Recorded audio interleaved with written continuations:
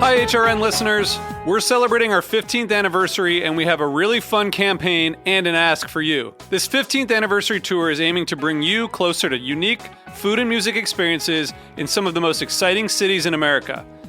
All the while, we're raising funds to support our work empowering the next generation of food systems storytellers through our fellowship programs. Here's how it works. Donate to HRN and be entered into a raffle in the city of your choice to win a dinner for two at a noteworthy restaurant and tickets for two to a concert at a prominent local venue. We have incredible partners in New York, Los Angeles, Philadelphia, Nashville, Las Vegas, Charleston, Asheville, and Ardmore, Pennsylvania, who have donated a meal for two and two tickets to a concert of the winner's choice. And all donations help fund our fellowship programs, where we're helping to build essential workforce readiness skills and food system storytelling skills. Check out heritageradionetwork.org/15 to donate and enter to win today. That's heritageradionetwork.org/15. Thank you. Today's program has been brought to you by Route 11 Potato Chips. Made with a secret recipe and superior ingredients, their mission is to make an outstanding product in a safe and clean environment.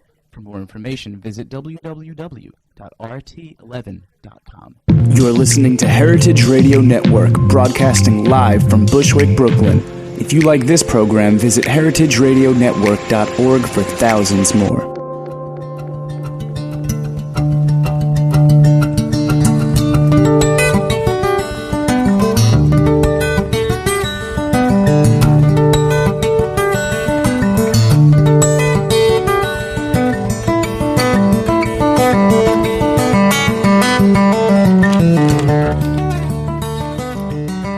Hello, and welcome to Chef's Story. This is Dorothy Cann Hamilton from the International Culinary Center, but we're sitting at Roberta's in Williamsburg, Brooklyn, and today my guest is a man who, I don't use this word lightly, and I don't think I've ever used this word on the program, but he's a true iconoclast. Now, what does that mean?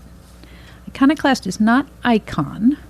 Iconoclast is someone who breaks the mold, has their own way to go. But I'd even go one step further. Jim Lahey, the bread baker extraordinaire, never had a mold. He is truly one of the most original people with original thoughts that I have come across in my life. Like a blob of dough ideas. But you rise to the occasion every time. It's what you do with the yeast. Okay, so welcome, Jim. Thank you, Dorothy. Thank you for having me. It's really great. Let me give a little background for people who might not know you, because, you know, this show is heard in over 200 countries, and we've got over a million listeners. So, first of all, if you don't know Jim, he became renowned when he opened the Sullivan Street Bakery in 1994. And he was making breads, and especially Italian breads, that everyone was coming from all over the tri-state area to buy. And he was defining the taste. I don't think we were really tasting bread like that. We had Italian bakeries, but not the authenticity with which you did it. And then he really wowed everybody because he came up with this no-knead recipe that went into the New York Times. I think hundreds, if not thousands, of bloggers, food writers. It's gone all around the world how he's managed to make an exquisite loaf of bread without kneading, and we'll go into that later.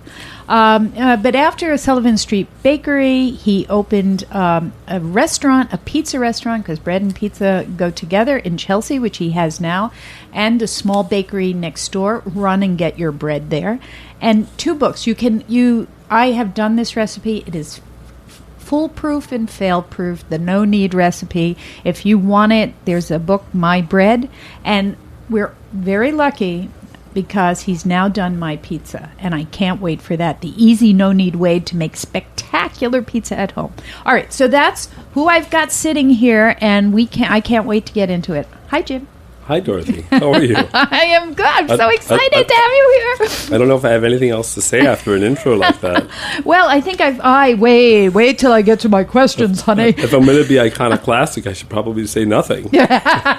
You see, I told you he was original. You do that, I'll kill you, Jim. Okay, so you're from Long Island. You're a local boy. I am a Long Island guy. Okay, so where did you go to school? What town? I actually was born in Rockville Center. My parents moved to a small, I guess, mixed kind of suburb called Williston Park, mostly working class folk, Irish, Italian.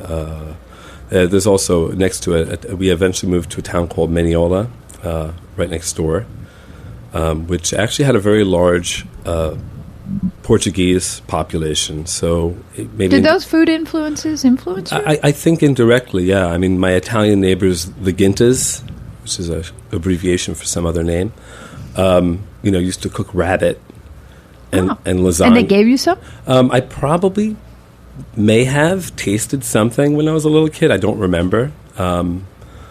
But, they had grapes and they made their own wine, and that was kind of exciting for me. Indirectly, of course, because a lot of times what were you eating at home? There was the Sunday evening McDonald's run. I think that was yeah. I mean, I meatballs and spaghetti, lasagna. Occasionally, I was force fed. I just refused it, but like quote unquote Spanish rice-a-roni Spanish rice.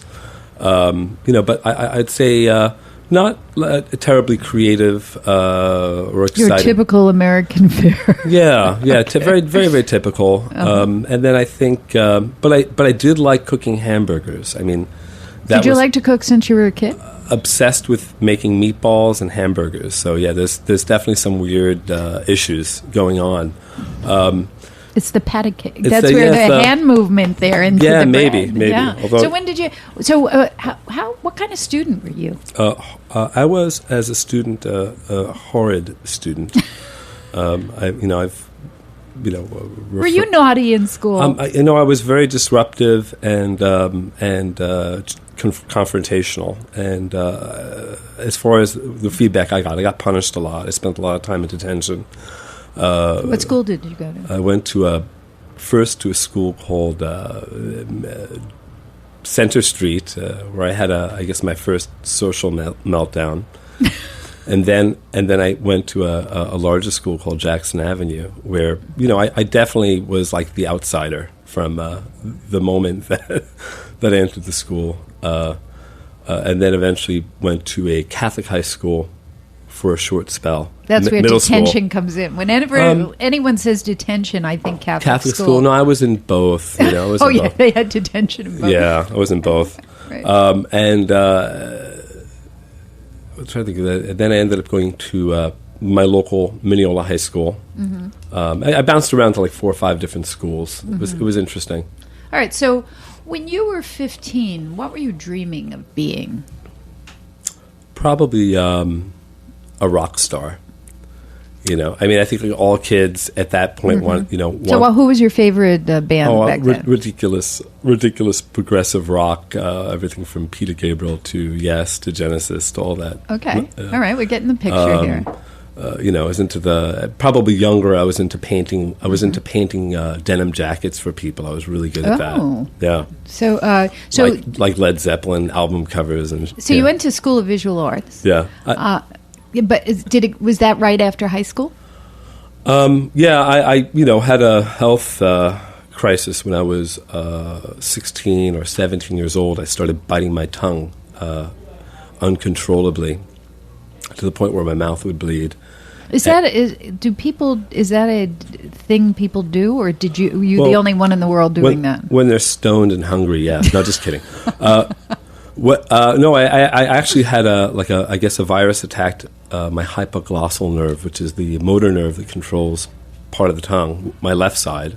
Oh. And, like a 16-year-old, very self-conscious, I heard my voice on a tape recording of some little jam session. Mm-hmm. And I was like talking like this and I'm like, that's why people treat me like I'm a fucking idiot. Now I know it's my voice. Excuse me. Wow. And I think to a certain degree, I had probably had the I probably had this issue for some time, and my voice and my tongue, began to symptomize. So I had 10 days in the hospital to think about my life. And anytime you're 16 years old and you're laying across from like 70-year-old people in diapers that have just had a part of their brain removed, it makes you rethink. So, what are you going to do? That adds to maturity and wisdom. Maybe, or maybe like a reckless sense that the end is near, especially in the unevolved mind of a 16-year-old. All right, well, take us there. So where were you? Carpe diem. So by 17, what were you thinking? By 17, all I wanted to do was be an artist. A graphic artist. Be a visual painter. Finer. I'm an artist. I'm an artist. What mediums? And initially it was just painting and drawing. Mm-hmm.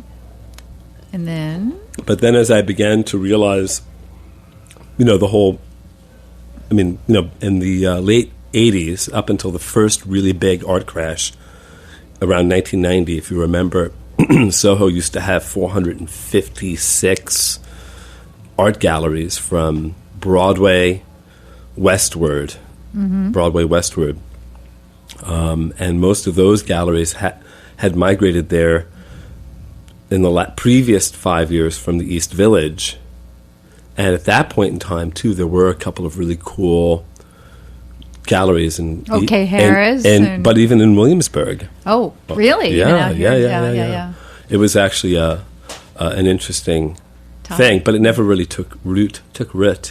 Is that? I know that you opened Sullivan Street Bakery on Sullivan Street down in Soho. Was it because of the art scene? Well, what happened? When did you? We didn't even get into when did you get into bread? So you're at School of Visual Arts, and you got thrown out, didn't you? Yeah, I got thrown out for, but it was just BS.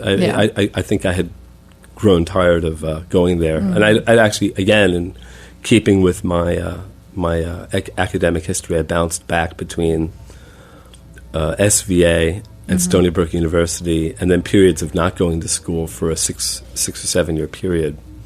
So, but you wound up in Italy. A language requirement. A language requirement actually brought me to Italy, because when I was in Stony Brook, I had to speak a foreign language. And I had become very intimately friendly with someone who was Italian while I was in art school. And so I'm like, hey, most of the... So you went to Stony Brook before or after went to SVA. Yeah. Then I went to Stony Brook University. And what were you going to study there? Or did you study there? My art teacher... Well, my art teacher was like, you're a really talented guy. I think you need to go to a college. And he said, get laid and study broadly. Don't study now. You're not the kind of person who needs to stay on one subject. This art school's too small for you, son. Move on. And so I went there, and I ended up gravitating back toward some type of graphic, except at this point the artwork had become more like installation than like paintings and drawings. But that was after about 3 years of struggling to be an academic. Not doing art history. No, I didn't do art history, although I was a student of Rosalind Krauss, which I have to say I took an intro art class and a European art class with her when she was a teacher at SVA. So that's pretty cool. That's cool. Yeah. So you got to Italy to study Italian. I went to Italy to study Italian and art history. Rome. Yes, there was a program that took about 30 women, mostly Italian-American girls, and then maybe like 3 or 4 guys on a shopping excursion through all of the Italian cities for at that point you were using lira instead of dollars. So so you're a millionaire. we were like gazillionaires. Americani, everybody American over here. Oh, you come to my house tonight. My mama making us a dinner.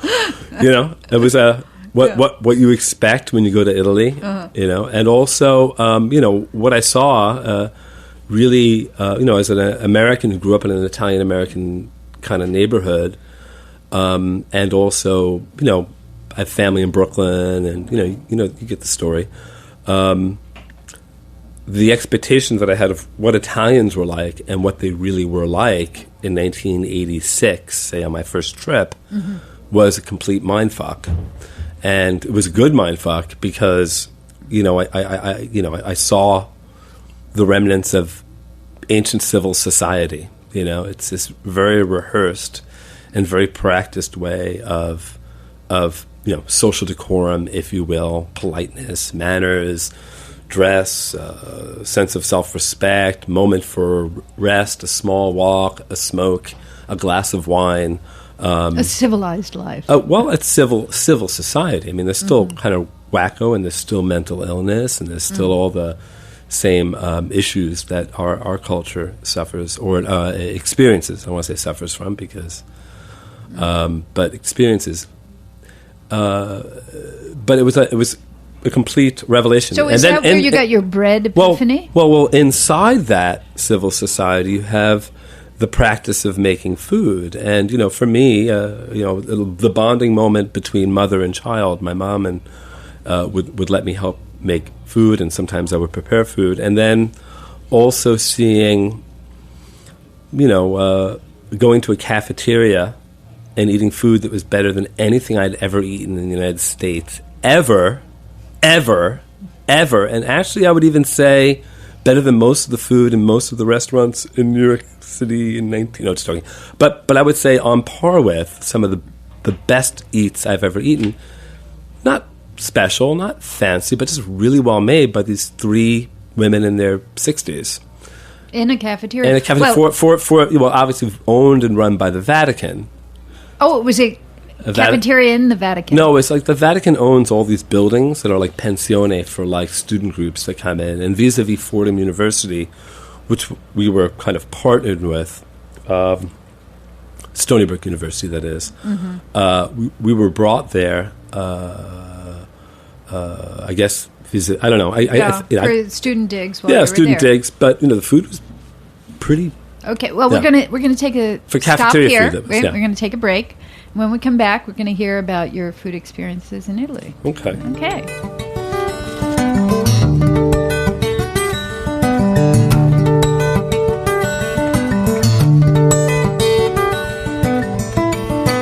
Like what you hear so far? Support the network and become a member. Membership helps us bring you the best food radio in the world and gives you access to thousands of dollars in discounts at the sustainably minded businesses that support us. To become a member, visit heritageradionetwork.org today.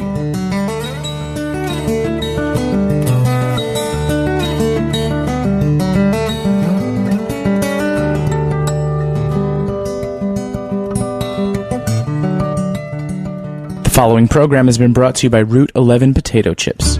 From the moment Route 11 Potato Chips dropped their first batch of chips back in the early days of 1992, they understood their destiny as a high-quality producer. Instead of succumbing to the frenzy of mass production, they took advantage of their small size and made chipping a personal art form.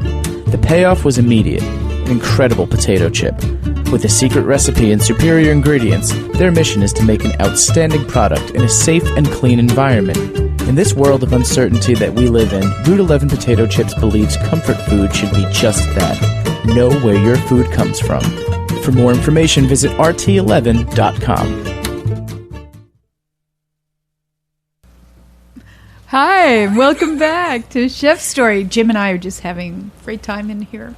Anyway, we left you off in Rome, and I think I know you had a lot of experiences there. Let's stick to the food, honey, and I want to know about the bread. Something. Perhaps the food that I ate at that very impressionable age wasn't that good, as I was saying.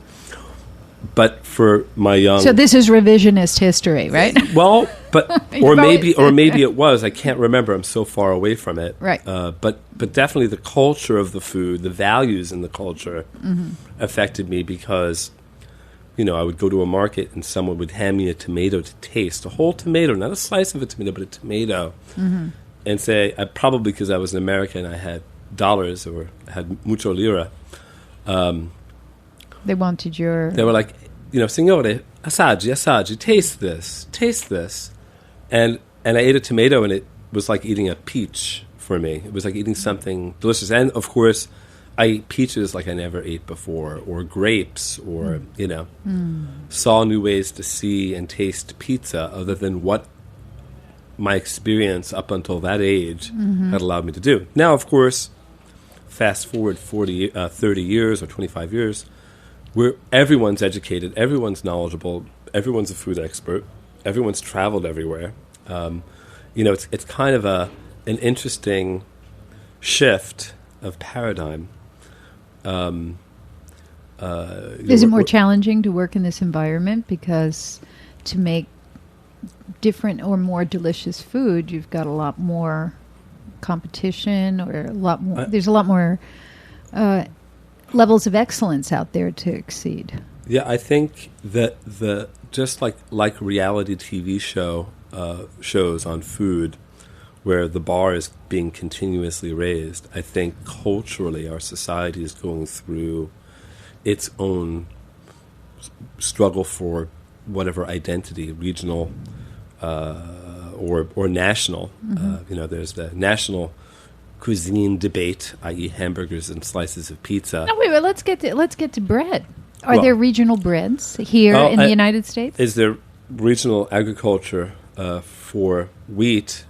And are the distinctive differences between, say, for example, a monocrop or a regional wheat grown here versus a commodity grain or a grain that's traded for its use value or its properties?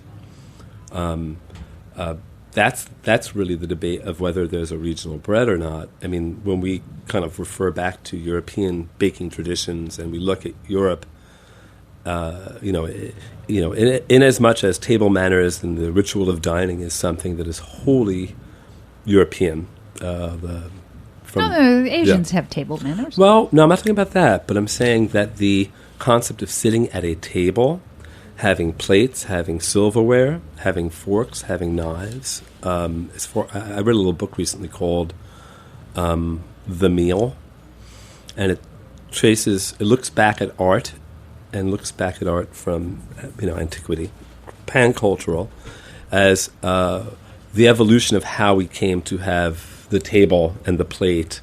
During the Renaissance, people would share one plate, one cup, a set of utensils. But later on, when it evolved. Right? And I think the Italians had something to do with that. The Italians too. had, according to this historian, it started in Tuscany, mm-hmm.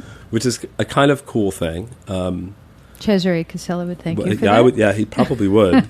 But I could believe it, and it also came out of the ritualization of the meal in monasteries, mm-hmm. where you had a meal in the morning or no meal, or you had a meal at lunch, and mm-hmm. everyone had to help prepare and cook. Mm-hmm.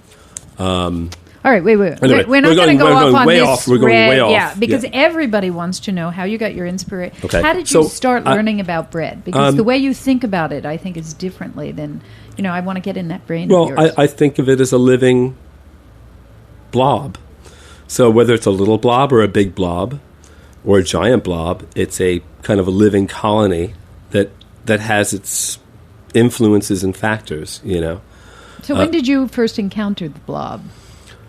When I was young, after I got back from Italy and I had this really incredible cafeteria food, I began to analyze. I went back to Stony Brook, by the way.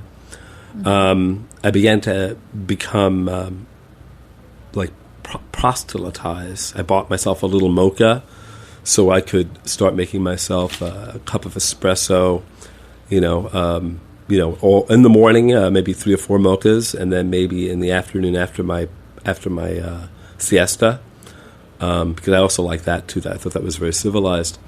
I couldn't always take a siesta, but I tried.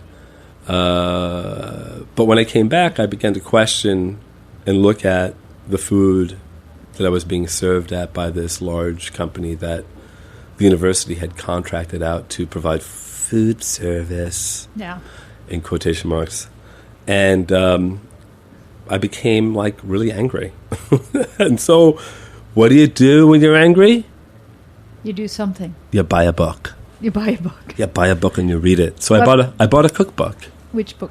I actually bought, not knowing what book to buy, went to Barnes & Noble when Barnes & Noble was a mega store on Fifth Avenue. I bought Anne Willen's book. Oh. La Varenne, la Pratique. It's a good book, and It's she's a great, fabulous it's woman. a phenomenal book. It's like fuck. I'm sorry. Anne wouldn't like that. Yeah. No, it was a very, very good book. Sorry, Anne. Anne, if you're listening, this is a very casual setting. We're in Roberta's. It was a really, really good book for a very young mind to reference also what I had just experienced. Because it was a basic skills book. Basic skills, like how to make a stock. So you were learning all about food, not just bread. At that point, I did not want to eat the food that my cafeteria was serving us. Yes. That, and I went, it was just, I couldn't. It was, I was getting very, I was on the vegetarian meal program, and it was abysmal. It probably still is.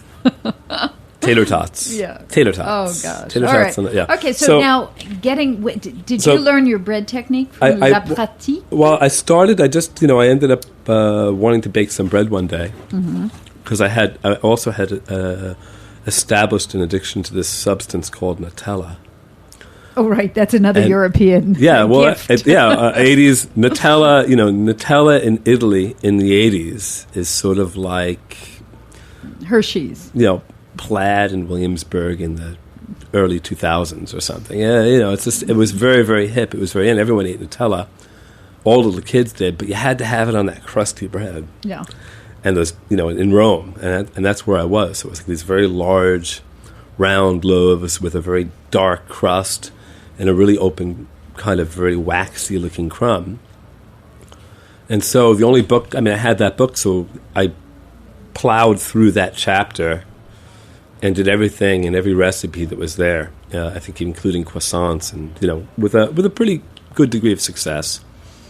And you were happy with yours. I was very, very happy, and then immediately bought. What kind of yeast did you use in those days? Did you get Fleischmann's? At that point, I was buying fresh yeast, like a knucklehead, because I didn't realize that fresh yeast was a kind of like an oxymoron. It doesn't really exist. Oh, okay, because I'm a knucklehead now. I didn't realize that. Well, it's fresh for like 2 days if you live near, or a week if you live near the its place of manufacture, but it's very unstable. Its gassing power dives pretty fast. So if you want to use fresh yeast, you have to kind of have. What is fresh yeast? Is it? It's just like a cream that's skimmed off the top and dehydrated and made into these blocks, like malt and. So do you have to actually make your own yeast to have it to be fresh?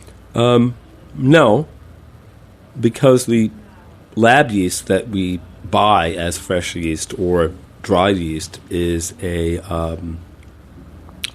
like a preserved yeast. No, it's like a clone, but not quite a clone.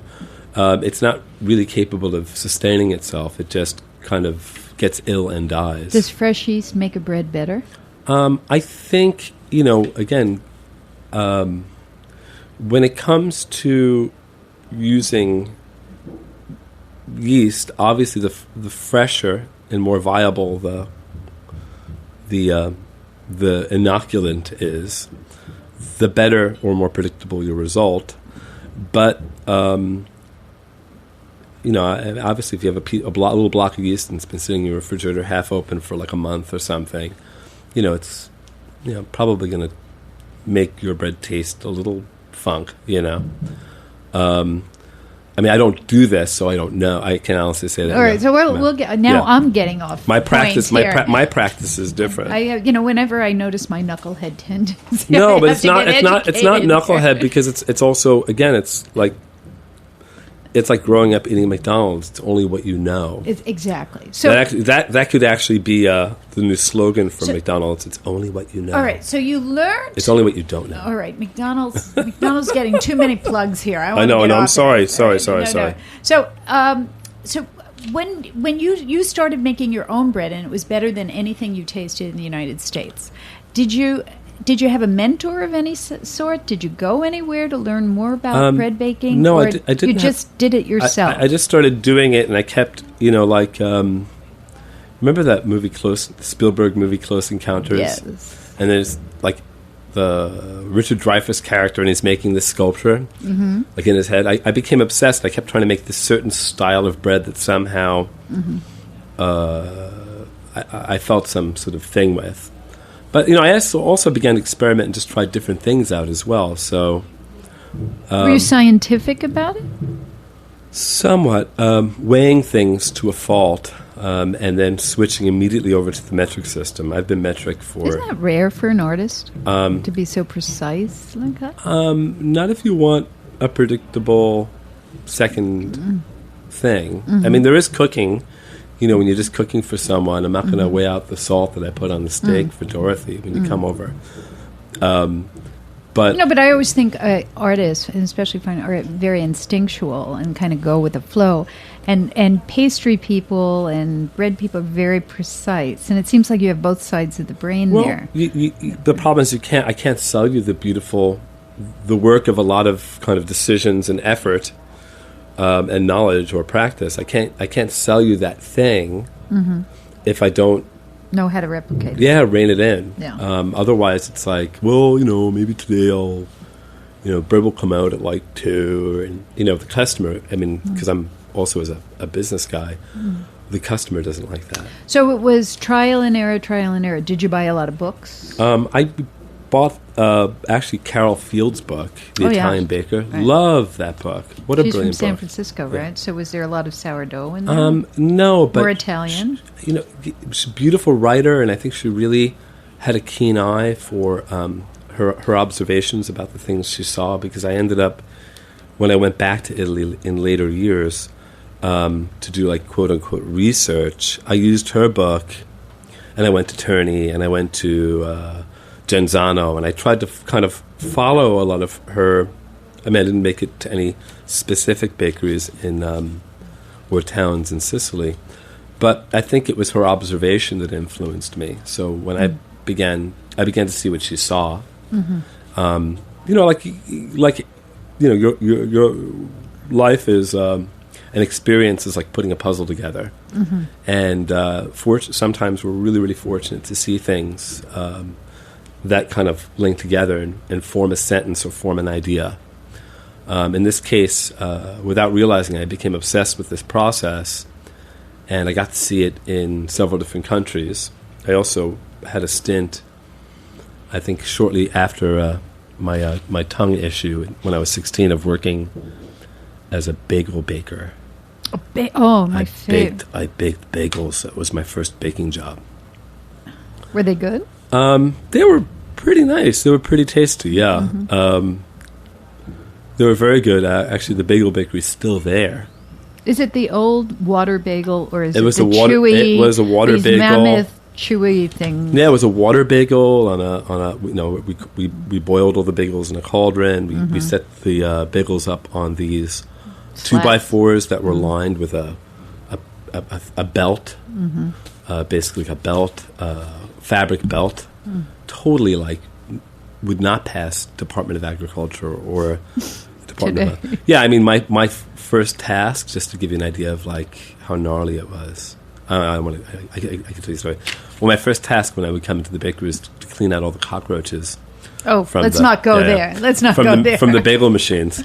But it was really, it was eye-opening. I saw more things in the bakery. Did you feel like you were working with bread, or was that a whole different? Was that a manufacturing process? It was a really kind of cool thing to do. It was really novel. It was also a very, very popular place. It was also a different food culture back then, do you do bagels now? No. I'm going to, just for fun, I'm going to try to make for fun, not for commercial reasons, for art's sake, the perfect bagel in the next couple weeks. Visually or taste-wise? The whole thing. Okay, so you have to have a taste panel. Can I be on it? Yes, of course. And you know who else we have to get? Mimi Sheridan. How about I'll send you? Okay, but we get Mimi Sheridan because she's written a lot. Now let's get back. Well, we're going to have to take a break. When we come back, we're going to delve more into your bread baking. So here we go.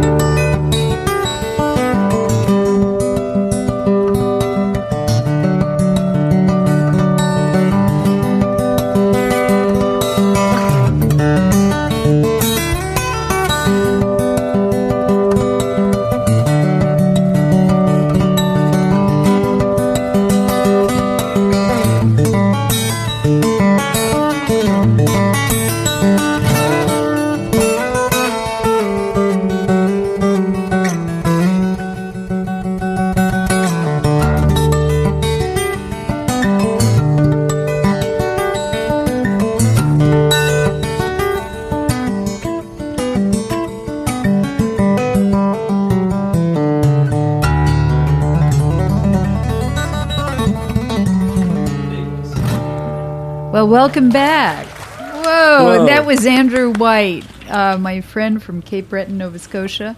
Go online and get all his music there. Well, you're listening to Chef Story. Dorothy Cann Hamilton here, and I am talking to Jim Lahey of Sullivan Street Bakery and Co. And 2 great books coming out. One book out, My Bread, the revolutionary no work, no need method that came out in 2009. And this year, or maybe last year. No, we just had our last book. My Pizza. The easy, no-need way to make a spectacular pizza at home. Yeah, they're both really great books. They are. And they're happy and fun, and you can learn how to make amazing, either very basic, very simple breads using the no-need method in My Bread. How did you come up with them? Let's get right to the big question. In the walk through life, experiencing different things and reading different things, I began to sort of put this puzzle together about, in fantasizing about how bread may have been made 1,000 years ago or 2,000 years ago, that it really just became about, in a pre-industrial world, about materials handling. And it just so happened that this mixture of flour and water symbolized this. It had a lot of symbolism to it. It's completely lost from our culture now because we don't think of it anymore. It's just we think of it differently now. Now we're thinking about the grains it's made out of, how it's fermented, the type of cooking technique applied. But back then, it was a sustaining food.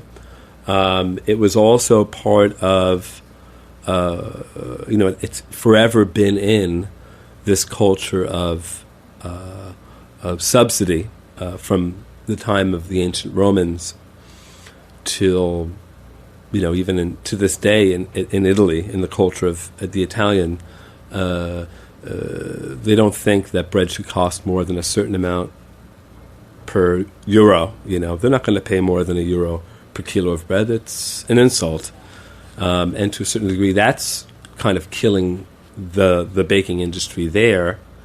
To some degree, because unless you're a factory, there's no way to make money. Mm-hmm. Pretty much the landscape of our kind of baking culture here, it's pretty hard for the small bakery to, let's say, have traction for many different reasons. One could be its consistency. Another could be its price point in order for it to make money. Like if you have a wood-fired oven like they do here at Roberta's, or you're a small-scale craft bakery, let's say, you have a lot of different... because people think it's just flour, salt, yeast. How expensive can it be? Yeah, it's the labor. It's the labor. So tell me, in your bakery, how much goes into making a loaf of bread? How much is in money? No, like how many people? Oh my! Well, look at it this way: you make a 200-pound batch of flour. You have to take 200 pounds and put it into a mixer. Then you have to add 180 pounds of water to the 200 pounds of flour. Now you've got 380 pounds of blob. You have the large blob.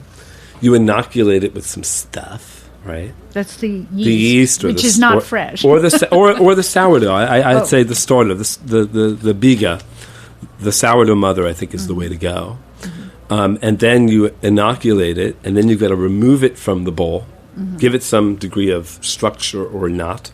What do you mean, structure? Well, going back to kneading versus not kneading, you either bring all the ingredients together, and then as quickly, as briefly as possible, then remove the dough from the bowl, let it rest, or remove it, or just remove it. Or you mix the dough to some extent, and you might introduce the salt later, or you might mix it. When you say to some extent, do you know that by your hand, your eye, or your hand feel? I typically use my eyes, only because I don't want to get my hands too dirty. I also don't feel always this compulsive need to touch the dough like I used to when I started my practice. But when you start a practice, you want to touch everything. I usually tell by the viscosity of the dough whether it's correct. And I might touch it to feel the temperature of the dough. Oh. Especially if, for it example... gets warmer as it sits there because of the yeast? Well, the larger the blob, the more its insular mass, the more heat, the faster it will ferment. The smaller the blob, the less insular mass, and the more subject it is to temperature fluctuations. So, for example, if it's very, very cold outside, just like our fingers and toes are cold in the studio, and we're a tiny little blob of dough, we're not going to really have... We're going to ferment very slowly, whereas if we're 380 pounds of blob, we'll actually be quite happy. You know, we might be a little less fermented on our exterior. So is that important? Because in your no-knead recipe, you kind of leave it for 12 hours. You can go to sleep and you don't can have leave to it watch if you don't on weather like we're having right now. If you were to mix a batch of dough and leave it for 3 days, untouched though, you can't shake it, you can't move it, you can't check it. Don't touch it. You can lift the lid if you want to look, but don't touch it. You probably could leave it for up to 3 days. Does it have more flavor if you leave it for 3 days? It gets different. It gets a funk to it. I think you might end up with some secondary fermentation, but the temperature of the dough will probably remain so cold because of how cold it is outside. And I'm not talking about putting the bowl that you've made in your oven on a rack with the oven light on. I'm talking about leaving it out on a naturally. Shelf near the window or whatever. Yeah, just don't think about it. And I think that perhaps, in order for bread to have flourished and survived, it must have been really easy to do. Because it certainly wasn't easy it took 17 people to sow and cultivate and harvest an acre of grain. Right. 17 people. That's a lot for every acre. And how many loaves of bread can you And then when get the out of Industrial them? Revolution happened, it was one person every 500 acres. So that was had a huge effect on our society and our culture. And I would think that, baking probably looks similar to agriculture. So let's get back. Was it a fluke that you discovered no-knead bread, or did you think, let me try this? And was it an intellectual? It was both. I mean, it was observation. It was something I had also learned when I had traveled to Florida to try to look into the possibility of opening a bakery there in the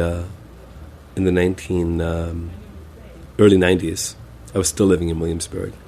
And my business, my boss, this guy named Joe Allen of Restaurant Row, right. Sent me down to Florida to see whether I could bake bread down in South Beach because he wanted to open up a bakery. He was very visionary, extremely visionary. I wish he took my advice on Williamsburg, but anyway, it was very. So wait, we're talking about how you came up with I went down. no-knead. Yeah, I went down to Florida. I had already experienced baking. I was already practicing baking. I was already baking. I had already developed a little bit of a reputation as a very good baker. I would try making dough, and I would notice that within seconds of incorporating the flour and water together, the dough was perfect. Within seconds of incorporating everything, the dough was perfect. Like, perfect. That if I kept kneading the dough, it would begin to disintegrate and fall apart. Oh. And I just thought, okay, I'm in a tropical environment. For whatever reason, my first thought, of course, is it's the water, right? I eventually later tested the water out and found out why. Years later, but I did test the water. And it's a specific chemical reaction to magnesium phosphates or magnesium. That was in that water. In water that can actually cause proteins to denature and align very quickly. And if you keep kneading the dough, it basically falls apart, which is why everyone always says you can't make good bread in Florida. But it's actually the opposite. You can make better bread in Florida. If you don't need it. If you don't need it. You can make better bread in Florida, I think, than probably anywhere in the U.S. and better in the Challenge to Miami down there. Challenge to all Floridians. You can make better bread in Florida because you don't have to use electricity or even physical energy. It's hot down there, right? Right. Who wants to sweat? Right. And you can do the same thing up here as well, using the no-knead method. But you have to think that if baking was to... So did it start down there? Is that where you did your first no-knead bread? I did my first no-kneads in South Beach in 1992. You were in 91, Williamsburg. 92. You were in Williamsburg in the 80s. You were down in South Beach in the 90s. No, I was living on Metropolitan Avenue when I went to South Beach. Wow. Those were the days. Those are the days. Yeah. Oh, my gosh. So were you surprised? No. Yes and no. I mean, I thought it was a really unusual thing. I began to practice it and had some great successes. I taught a guy down there how to do it for change. And then when you had Sullivan Street Bakery, did you make your no-knead bread and sell it? Or no, when I opened Sullivan Street, I didn't all of a sudden decide right then and there I'm going to practice no-knead. No. I was still a kind of firm convert that dough had to be really wet. And you were very Italian in your breads. Yeah, I mean, again, that was my archetype when I went back to Italy. And also I think that there's that culture of bread that dates back to antiquity, that dates back to ancient Greece, because presumably the Greeks were the kind of artists of all the known, according to one bread historian, the Greeks were the artists and created most of the bread forms that we know and love today. I mean, you would never know that when you go. What's your favorite bread right now to eat? And what's your favorite bread to make? I like making. I guess my two favorite breads would be just my classic pizza bianca, and then my other favorite bread, if I were to pick a bread that I would eat every day, would be this naturally leavened bread we make called truccio. Truccio. What does that look like? It looks like an oblong, semi-burnt, almost burnt loaf. Is the burn important? I think that bringing the crust of the dough just shy of being burnt, so you're not bitter yet, but you're almost bitter. If it's combined with the right. How do you do that? How do you get it just to the point where it's highest possible temperature, shortest possible time? A loaf of bread bakes when you lose 20. A loaf of bread will form crust when you lose 20% of its weight. This is like an average, and regardless of the quantity of water that's put in, crust will form.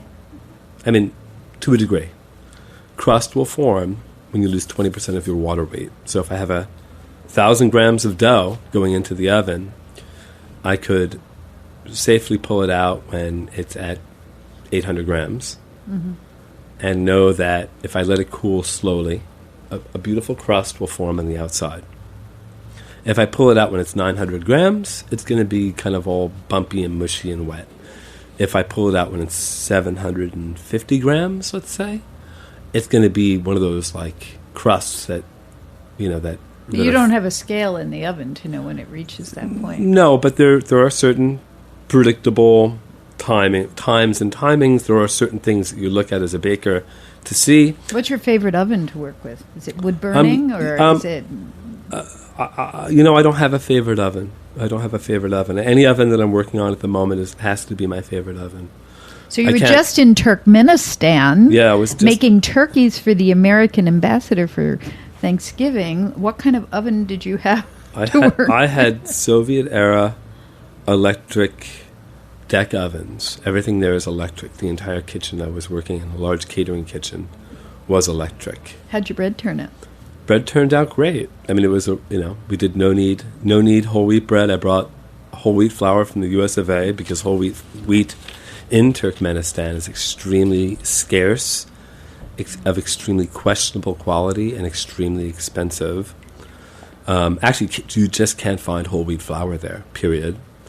or I couldn't. All right. Well, we're you know what? We're actually out of time. Oh. But I'm going to ask you to come back because it's so much fun to talk to you. Well, thank you, we've Dorothy. hardly I didn't scratched the surface. And I didn't even plug crust. my Well, let's plug. books. Let's plug right away. My pizza. Tell them about my pizza. My pizza is a really fun kind of Valentine to my beautiful restaurant company, which is on the corner of 24th and 9th Avenue in Chelsea. And it's just like a compendium of really innovative pizza recipes that utilize a lot of vegetables. We have a lot of vegan, vegetarian recipes in the book, and kind of tries to find this balance between, the art of ingredient and the art of finished pie. And salads. You really have set the bench in New York for pizza. Well, now the art isn't. Thank you. And it's not me. It's the New York Times. It says that as well. Well, I was really happy to see that the New York Times even gave a 2-star to another pizza restaurant. That's exciting. I have to get re-reviewed now. Mm-hmm.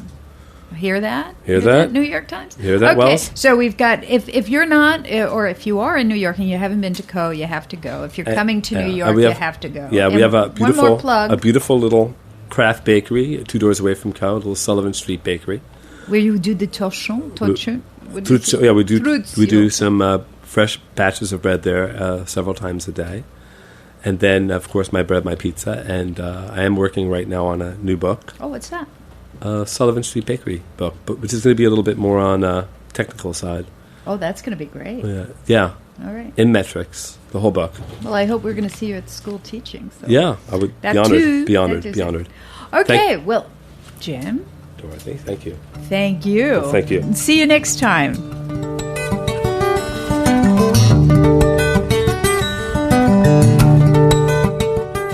Thanks for listening to this program on heritageradionetwork.org. You can find all of our archived programs on our website or as podcasts in the iTunes Store by searching Heritage Radio Network. You can like us on Facebook and follow us on Twitter at @heritage_radio. You can email us questions at any time at info@heritageradionetwork.org. Heritage Radio Network is a non-profit organization. To donate and become a member, visit our website today. Thanks for listening.